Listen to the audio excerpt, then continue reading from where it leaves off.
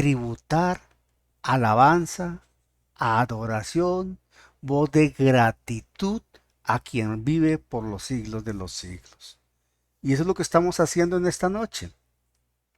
Entonces, vamos a trabajar esta noche bajo el título El remanente escogido. Con este título vamos a hablar de aquellas personas, aquellos grupos de personas que Dios siempre tiene en reserva. Dios nunca se queda en ceros. Él siempre tiene un remanente previsto para sorprender a propios y extraños. Entonces, bajo esta premisa, vamos a predicar esta noche la escritura. Y permítame introducir, mis hermanos, mis hermanas, este mensaje recordando algo. La escritura nos dice, nos habla perfectamente del conocimiento anticipado de Dios. La presciencia. Hechos habla del conocimiento anticipado en específico. Sabemos que uno de los atributos de Dios es que Él lo sabe todo. Y Él es inmutable, no cambia. De tal manera que debemos entender que como Él no cambia, Él es inmutable, Él lo sabe todo. Cuando a los hijos de Dios les suceden situaciones, le pasan cosas no precisamente agradables para la condición humana, Dios tiene un plan con ello. En ese orden de ideas, recordemos que hemos estado estudiando, leyendo por allí en Romanos capítulo 9, cómo Pablo se dedica a hablar de Israel. Y recordemos asimismo que Israel tiene claramente establecido un camino en el cual va a sufrir. No en vano, no en vano, Dios lo estableció así. Y de hecho, hay un elemental símil que podemos establecer. Dios estableció el sufrimiento de su Hijo, su unigénito, hasta la muerte y muerte de cruz. Con esa obra, en el plan perfecto de Dios, en el conocimiento anticipado de Dios, en la presencia de Dios, en el Dios que todo lo sabe, es evidente, lo tenemos muy claro hoy nosotros, que queda perfectamente transparente y sin lugar a dudas que la obra de la cruz de ninguna manera fue un triunfo para Satanás. La cruz fue la expresión absoluta y perfecta de la soberanía de Dios y de su sabiduría, de su dominio, porque Él es el Dios todopoderoso, que todo lo conoce, que todo lo sabe, que no ha perdido el control.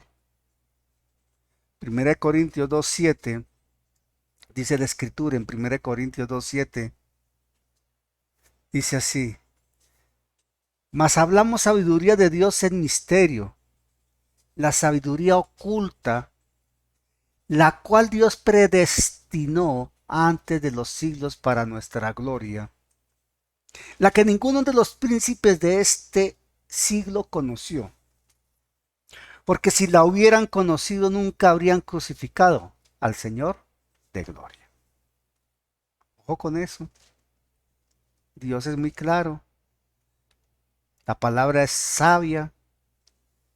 Si Satanás y sus compinches hubiesen sabido que la obra de la cruz iba a terminar siendo su derrota, no llevan a Jesús a la cruz.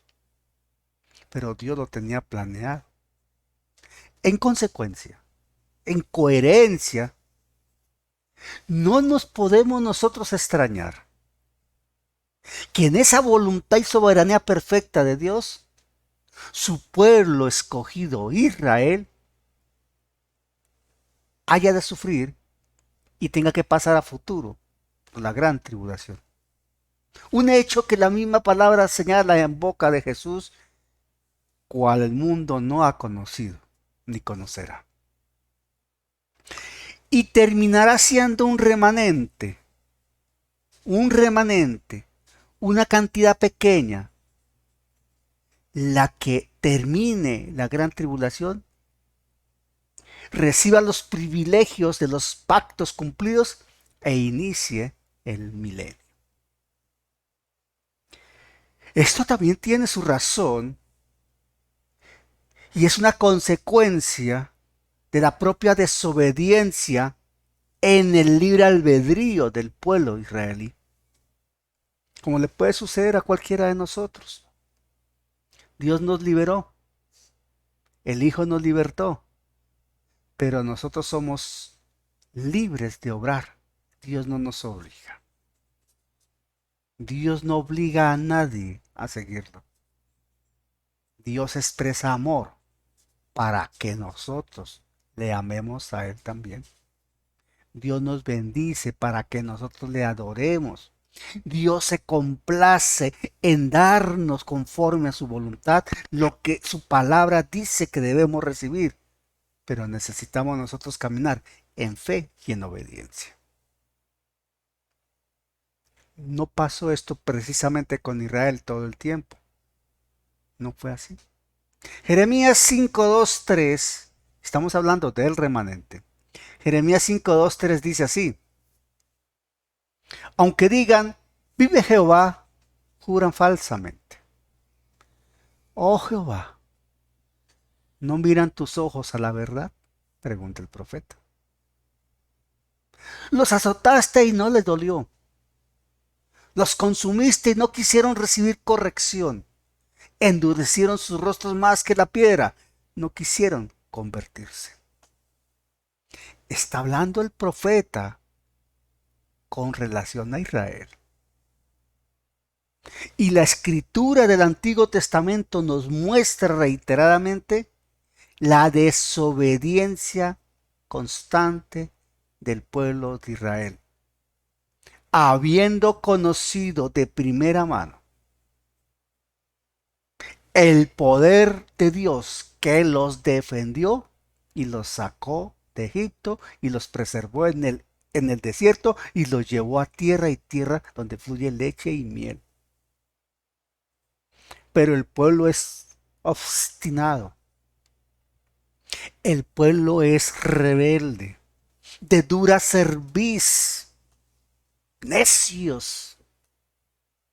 Y eso es un cuadro en la vivencia de Israel a través de los siglos de lo que la iglesia hoy expresa y en ella se ve. Lo mismo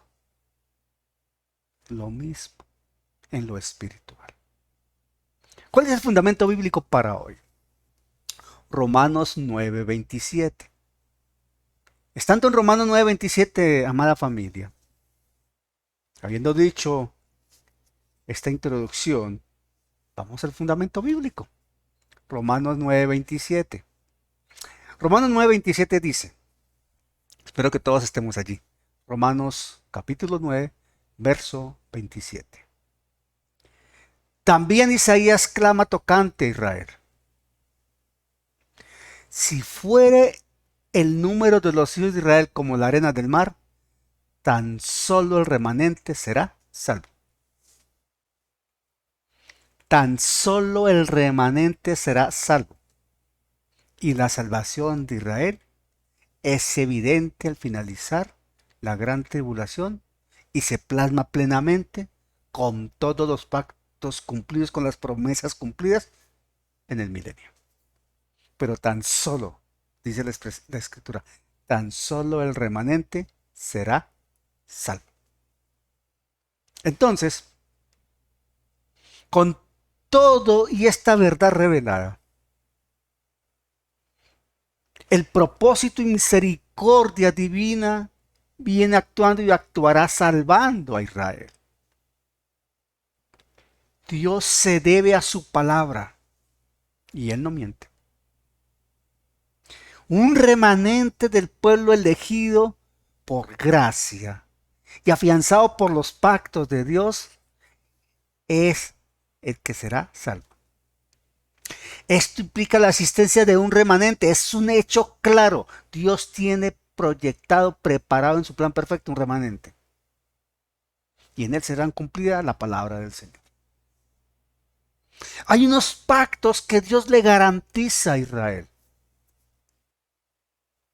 Hay unos pactos que Dios los tiene plasmados en su palabra y se los garantiza al pueblo de Israel, haciendo la acotación necesaria como una oportuna recordación. No podemos olvidar, iglesia, que los pactos son de Dios. Nosotros no somos los que pactamos. Es una doctrina errónea y una evidente manipulación de la fe y un enriquecimiento ilícito y un propósito malsano cuando se habla y se invita a la iglesia a pactar. Y peor el que lo hace, conociendo la verdad. Muchos caen en esto porque desconocen la verdad. Los pactos son de Dios, el que ha pactado es Dios, el que se beneficia es Israel, nos beneficiamos nosotros como creyentes, nosotros no estamos en condiciones de pactar con Dios, no podemos hacerlo, estamos en inferioridad. Los pactos provienen de Él mismo y es el Señor quien los garantiza en pleno beneficio para Israel y en extensión para la iglesia.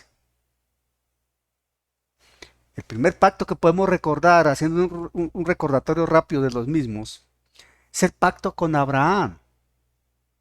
Ese pacto pacto con Abraham, contiene la promesa de una tierra, una descendencia y una bendición.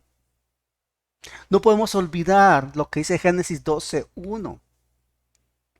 Génesis 12:1 y nos podemos extender hasta el 3. Dice así, para recordar el pacto con Abraham. Porque por fe venimos nosotros. Dice de Génesis 12, verso 1. Pero Jehová había dicho a Abraham, vete de tu tierra y de tu parentela y de la casa de tu padre a la tierra que te mostraré. Pero Jehová había dicho a Abraham, vete de tu tierra y de tu parentela y de la casa de tu padre a la tierra que te mostraré. Y haré de ti una nación grande y te bendeciré. Y engrandeceré tu nombre y serás bendición. Bendeciré a los que te bendijeren y a los que te maldijeren, maldeciré. Y serán benditas en ti todas las familias de la tierra. En virtud de la fe de Abraham, que se le tomó por justicia, estamos tú y yo hoy aquí reunidos. Otro pacto que la escritura nos recuerda se llama el pacto palestino, o de la tierra en específico. En otras ocasiones se les llama el pacto de la tierra, pero la mayoría de las veces se habla del pacto palestino. Tiene que ver con la posesión de un territorio para el remanente fiel, un territorio definitivo. Y en ese contexto, Deuteronomio 34 dice la escritura así. Leemos Deuteronomio 30 a partir del verso 4, dice así la escritura. Es un recordatorio muy rápido de los pactos. Aun cuando tus desterrados estuvieran en las partes más lejanas que hay debajo del cielo, de allí te recogerá Jehová tu Dios y de allá te tomará. Y te hará volver Jehová tu Dios a la tierra que heredaron tus padres y será tuya. Y te haré bien y te multiplicaré más que a tus padres. Evidentemente, el contexto de este pacto, de esta promesa, conlleva al milenio. Otro pacto que conocemos también, que hemos escuchado de él, es el pacto davídico, relacionado con un reinado eterno, con un rey soberano, con un reino y un trono, procedentes en la dinastía, en el linaje de David, descendiente de David. Y en ese contexto, 2 Samuel 7, 16, 17, nos señala lo siguiente. 2 Samuel 7, 16, 17. Dice la escritura así. Y será afirmada tu casa y tu reino para siempre delante de tu rostro. Y tu trono será estable eternamente. Conforme a todas estas palabras y conforme a toda esta visión, así habló Natán a David.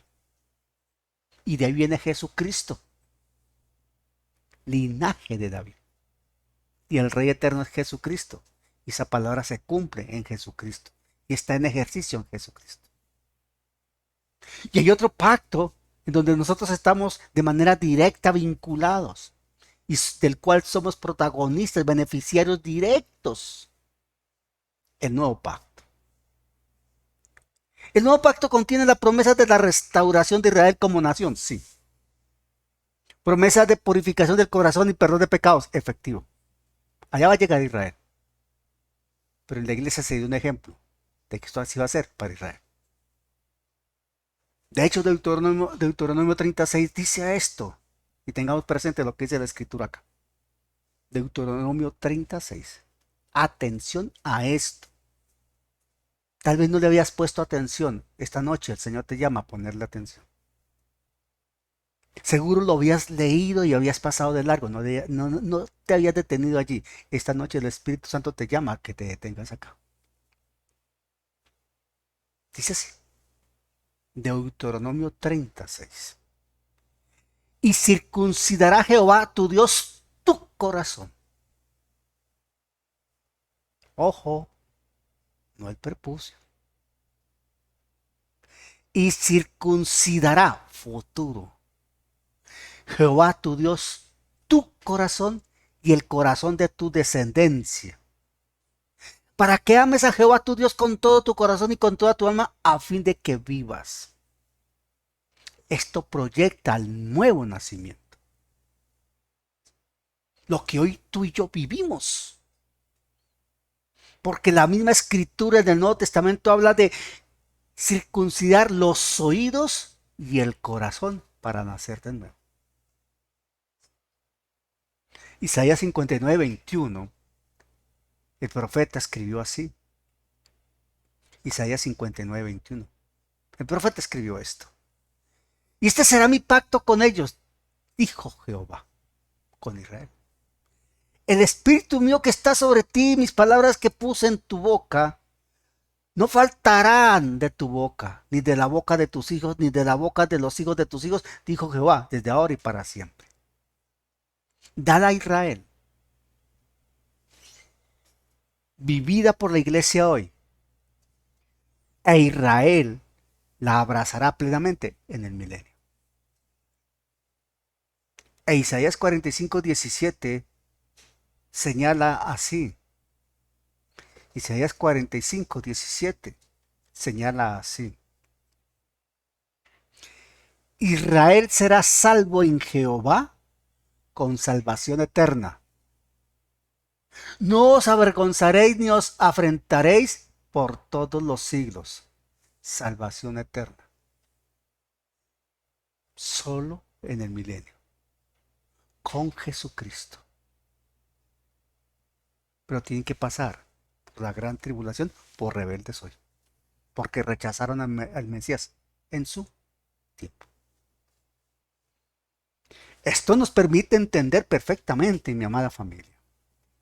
Esto nos permite entender perfectamente que Dios honra su palabra y su dignidad.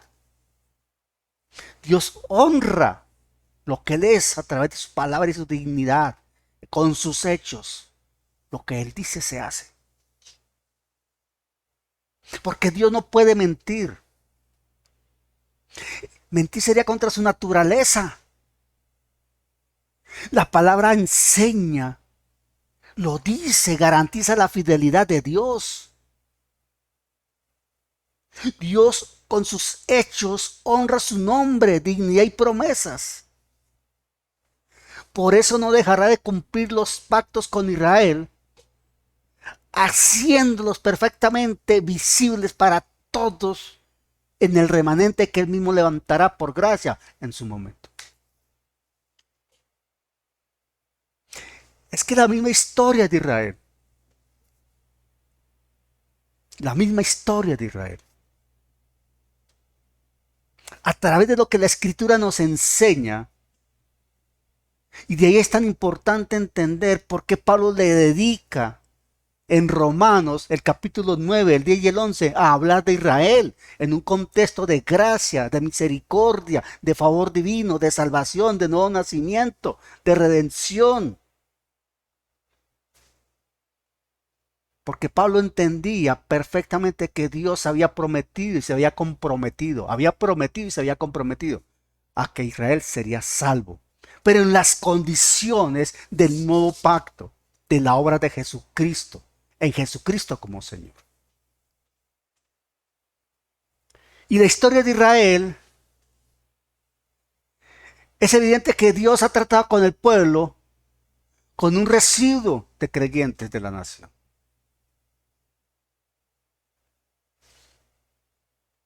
Siempre ha levantado a alguien y las mayorías se han rebelado. Pero las mayorías terminan beneficiadas con ese alguien, esos pocos que le creen a Dios. Ese remanente proviene de una acción, de una operación de gracia soberana de Dios. Por eso es tan importante y es tan fundamental en toda la profecía y en el plan escatológico ese remanente de Israel. E incluso de la misma iglesia. Porque en los últimos tiempos,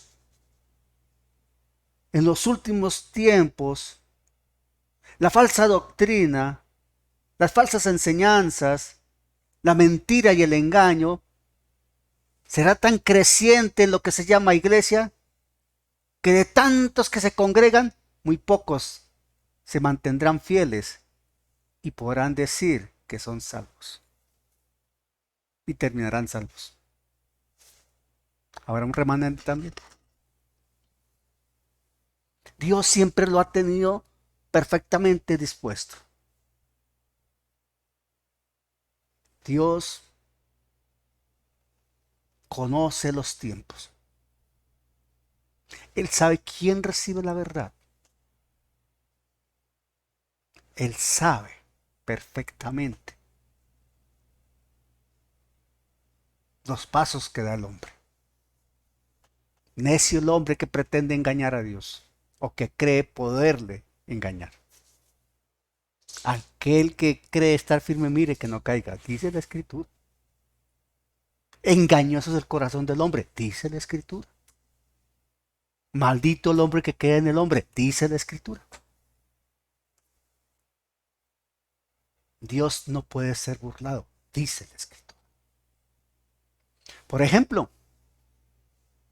ante la maldad del hombre, en los tiempos de Noé, un remanente de 8 personas y un gran número de animales se salvaron. Eran mucho más los animales que se salvaron que las personas, 8. Pero era un remanente con quienes se repobló la tierra. Si vemos cuando el pueblo de Israel, liderado por Moisés,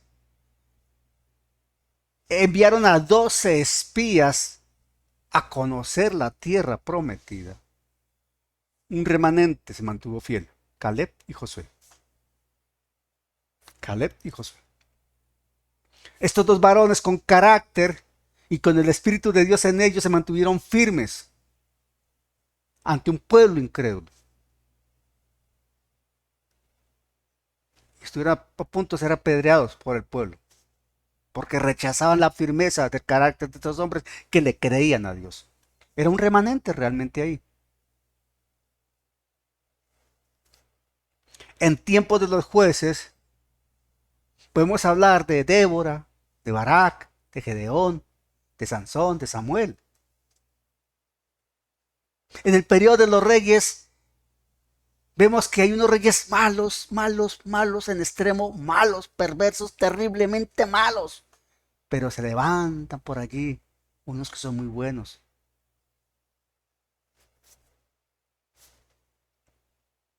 Y Dios los destaca. ¿O qué decir de Elías?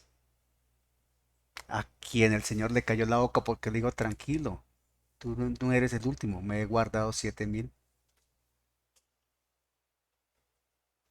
En el Nuevo Testamento se conserva ese principio de remanente con relación al mismo pueblo de Israel. Antes del nacimiento de Cristo, durante el periodo intertestamentario de 450 años, entre el final del Antiguo Testamento y el inicio del Nuevo, el tiempo del silencio de Dios que se llama teológicamente, pasaron muchas cosas, Dios estaba trabajando.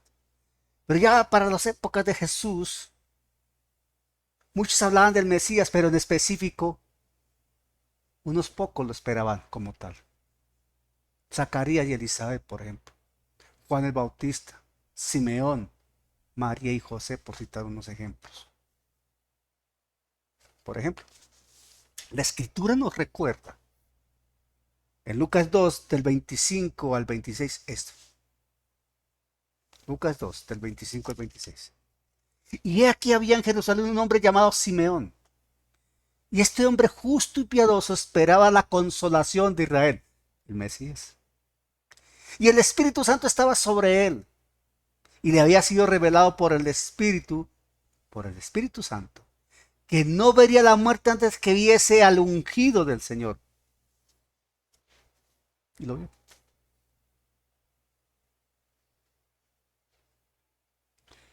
Avanzando el tiempo,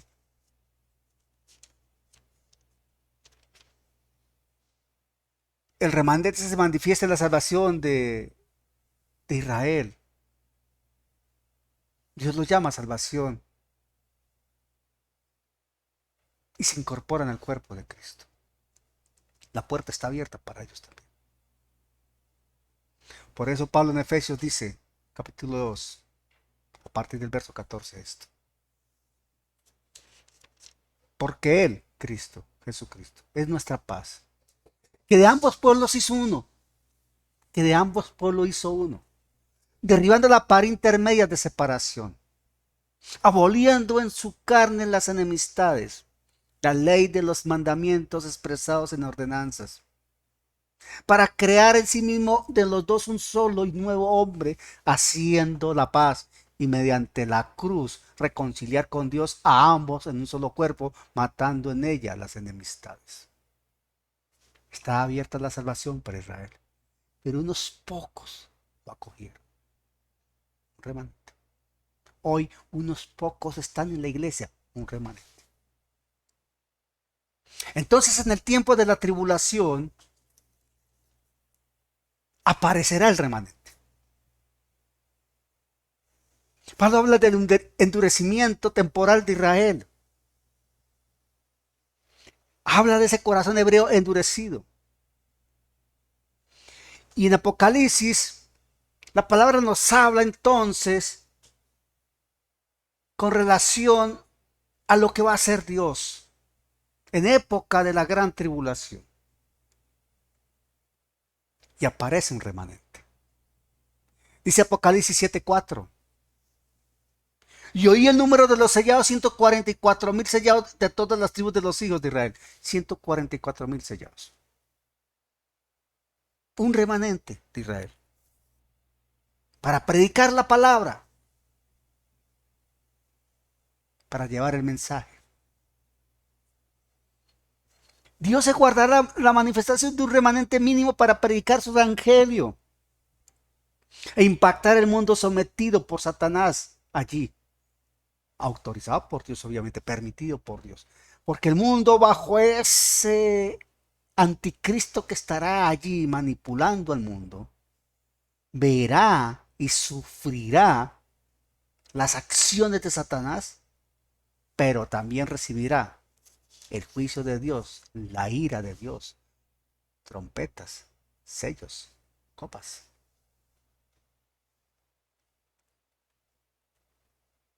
De ahí que Apocalipsis 11:3 dice, Y daré a mis 2 testigos que profeticen por 1260 días vestidos de silicio. 144,000 por un lado, 2 testigos por otro. De alguna manera conocemos la historia de ellos. Pero son remanentes. Son remanentes. Tratándose de Israel, Dios ha tenido y tiene un remanente preparado para llevar a la eternidad a Israel, cumpliendo en ellos los pactos.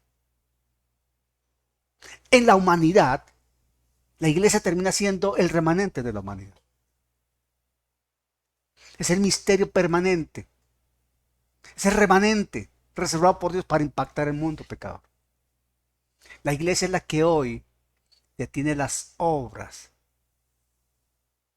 del espíritu del anticristo, como lo dice Pablo, por la presencia del Espíritu Santo. Ya en los últimos tiempos, evidentemente se verá el remanente, sostenido por la mano de gracia. 144,000, 2 testigos, y hechos portentosos de parte de Dios. Porque una vez suene la trompeta, la apostasía y el rechazo hacia Dios será algo impresionante. Y en los últimos tiempos lo vamos a ver. Hoy lo estamos viendo ya. En estos tiempos estamos viendo cómo la apostasía se está fortaleciendo y desarrollando. Y el rechazo a Dios es un hecho cotidiano. Lo anormal es ser creyente, firme, fiel, verdadero. Lo anormal ya en la sociedad. Lo normal es todo aquello que está en contra de Dios. Aunque haya mucha espiritualidad y aparentemente haya miles y miles en las iglesias, pero de esos tantos miles y miles y millones, ¿cuántos nacidos de nuevo? ¿Cuántos verdaderos hijos e hijas de Dios? Pablo lo dice, 1 Timoteo 4:1. Ahí está. Pero el Espíritu dice claramente que en los postreros tiempos algunos apostatarán de la fe, escuchando a espíritus engañadores y a doctrinas de demonios. Terminarán en el lago de fuego, porque nunca nacieron de nuevo. Así es sencillo, aunque hagan parte de las iglesias. Cada creyente es un remanente donde quiera que esté. Donde quiera que esté. Tú eres un remanente. Yo soy un remanente. Donde Dios nos haya colocado. Donde Dios en su voluntad perfecta nos haya establecido. Cada creyente es un ministro competente del nuevo pacto. Hombre o mujer. Joven o anciano. Niño o niña. No importa la edad.